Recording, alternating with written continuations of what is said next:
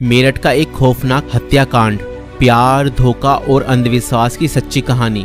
मेरठ उत्तर प्रदेश में 2025 में हुआ एक ऐसा हत्याकांड जिसने पूरे भारत को हिला कर रख दिया। ये कहानी प्रेम, विश्वासघात और अंधविश्वास के खतरनाक जाल में फंसे कुछ लोगों की है, जिसने एक निर्दोष व्यक्ति की जान ले ली। इस केस में प्रेमिका ने अपने प्रेमी के साथ मिलकर अपने पति को मौत के घाट उतार दिया और उसके शव को 15 टुकड़ों में काटकर एक ड्रम में भर दिया और उसके अंदर सीमेंट डाल दिया। मगर चलिए इस कहानी को शुरुआत से देखते हैं। 2016 में मेरठ निवासी सौरभ राजपूत की मुलाकात मुस्कान रस्तोगी से हुई। दोनों के बीच प्रेम हुआ और कुछ सालों बाद उन्होंने शादी कर ली। लेकिन यह शादी सौरभ के परिवार को पसंद नहीं आई, क्योंकि मुस्कान एक अलग जाति से थी। इसके बावजूद दोनों ने अपने रिश्ते को मजबूत बनाए रखा। सौरभ मर्चेंट नेवी में जॉब करते थे और लंदन में पोस्टेड थे। शादी के कुछ समय बाद सौरभ लंदन चले गए, जबकि मुस्कान अपनी बेटी के साथ मेरठ में रहने लगी। इस दौरान उनकी जिंदगी में एक तीसरा व्यक्ति साहिल शुक्ला आया, जो मुस्कान को पहले से ही जानता था। सौरभ के लंदन में रहने के कारण मुस्कान की नजदीकियां साहिल से बढ़ने लगी। साहिल, जो पहले से ही मुस्कान को पसंद करता था, अब खुलकर उसके साथ वक्त बिताने लगा। मुस्कान ने उसे यह यकीन दिला दिया कि वह अपने पति के साथ खुश नहीं है और वह साहिल से सच्चा प्यार करती है। साहिल शुक्ला अंधविश्वासी प्रवृत्ति का था और आत्माओं, तंत्र मंत्र जैसी चीजों में विश्वास करता था। मुस्कान ने इस बात का फायदा उठाते हुए उसके लिए स्नैपचैट पर एक फर्जी अकाउंट बनाया, जिससे वह साहिल शुक्ला की मरी हुई मां के नाम से चैट करती थी। इस फर्जी अकाउंट से वह साहिल को यकीन दिलाने लगी कि उसकी मां की आत्मा मुस्कान को पसंद करती है और चाहती है कि वे दोनों साथ रहें। धीरे धीरे साहिल पूरी तरह से मुस्कान की बातों में फंस गया। मुस्कान ने उसे यह विश्वास दिलाया कि अगर वह उसके पति सौरभ को रास्ते से हटा दे तो वो दोनों एक साथ रह सकते हैं। साहिल अब पूरी तरह से मुस्कान के इशारों पर नाचने लगा था। मुस्कान और साहिल ने मिलकर सौरभ को मारने की साजिश रची। 4 मार्च 2025 को जब सौरभ लंदन से मेरठ अपनी पत्नी और बेटी से मिलने आया, तब मुस्कान ने सौरभ की फेवरेट सब्जी कोफ्तों में बेहोशी की दवाई मिलाकर खिला दी।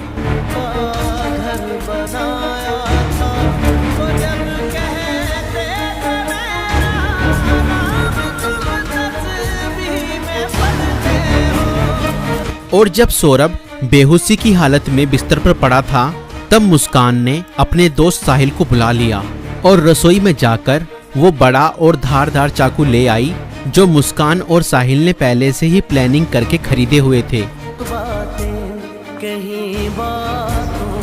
और करीब 20 मिनट तक साहिल ने मुस्कान को बताया कि कैसे उसे अपने पति का वध करना है।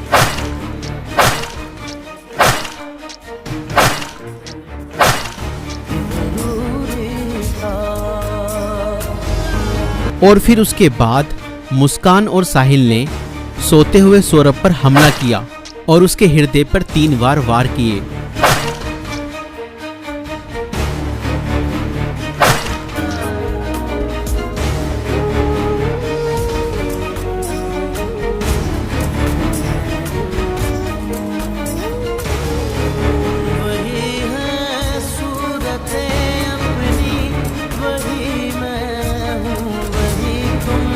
और घर में पड़े कूलर को भी ऑन कर दिया ताकि उसकी आवाज किसी को भी ना सुनाई दे।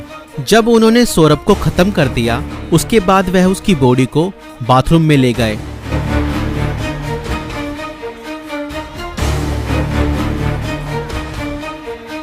और उसके शरीर को 15 टुकड़ों में बांट दिया।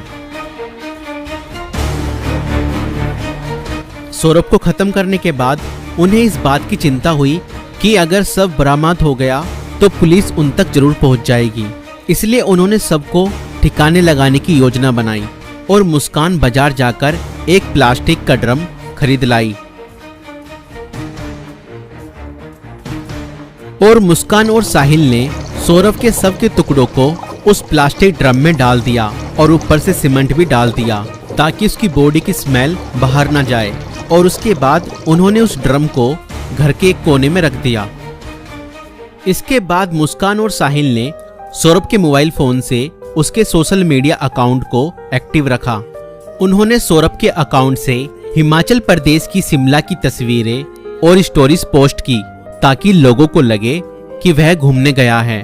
उन्होंने उसकी फैमिली और दोस्तों को यह यकीन दिलाने की कोशिश की कि सौरभ जिंदा है और बाहर यात्रा कर रहा है।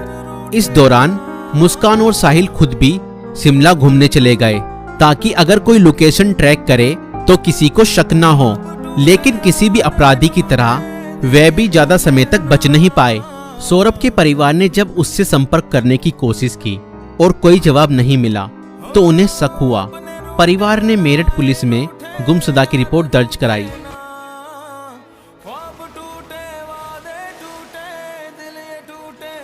और इसी बीच मुस्कान ने अपने माता पिता को बताया कि शायद सौरभ का मर्डर हुआ है और उसके घर वालों ने ही उसका मर्डर किया है। मगर मुस्कान के पिता ने कहा, नहीं बेटा, किसी के भी घर वाले कितना ही नाराज हो जाएं तो भी ऐसा कदम अपने बेटे के लिए नहीं उठा सकते। बेटा मुझे सच सच बताओ, सौरभ कहाँ है? मुझे सच्चाई बताओ, मैं किसी से कुछ नहीं कहूँगा। और तब मुस्कान ने अपने पिता को बताया कि उसने और साहिल ने मिलकर सौरभ को खत्म कर दिया है। और इतना सुनते ही मुस्कान के पिता ने पुलिस को सारी खबर बता दी।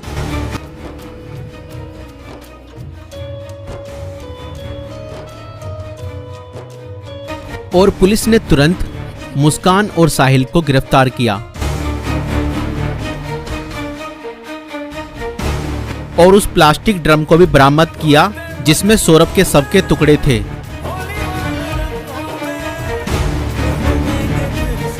उस प्लास्टिक ड्रम को काटा गया और सौरभ के शरीर के टुकड़ों को बरामद किया गया। इस खौफनाक हत्या मिस्ट्री का अंत पुलिस द्वारा हत्यारों की गिरफ्तारी के साथ हुआ। पुलिस ने मुस्कान और साहिल को गिरफ्तार कर लिया। दोनों पर हत्या, साजिश और शव को छुपाने के गंभीर आरोप लगाए गए। दोस्तों, ये घटना हमें यह सिखाती है कि अंधविश्वास का अंजाम बहुत बुरा और भयानक होता है। साहिल ने अपनी मां की आत्मा के नाम पर बनाए गए एक फर्जी अकाउंट पर भरोसा किया और हत्या जैसा अपराध कर दिया। और गलत संबंध और रिश्तों का अंजाम बहुत बुरा ही होता है। मुस्कान ने अपने फायदे के लिए साहिल को मानसिक रूप से कंट्रोल किया और हत्या तक करवा दी। और कानून से कोई नहीं बच सकता, चाहे अपराध कितना भी चालाकी से किया जाए। पुलिस की जांच और सबूतों के आधार पर अपराधी पकड़े ही जाते हैं। इसलिए रिश्ते सोच समझकर बनाएं और जीवन साथी चुनने से पहले सामने वाला मानसिक रूप से कैसा व्यक्ति है यह जानने की कोशिश करें। साथी चुनते समय सूरत पर नहीं, सीरत पर ध्यान दें। इस वीडियो को बनाने का उद्देश्य संसार में बढ़ रही बुराइयों से अवगत कराना है। दोस्तों, आपकी इस वीडियो को लेकर क्या राय है हमें कमेंट्स में जरूर बताएं। और ऐसी और वीडियो देखने के लिए हमारे YouTube चैनल को सब्सक्राइब जरूर करें। कैसे करूं मैं इन लड़कियों पे भरोसा मेरे भाई, कैसे करूं इन लड़कियों पे भरोसा मेरे भाई। अब तो सिंदूर लगवाने के बाद भी बेवफाई नहीं, सीधा काट के ड्रम में ही डाल देती है।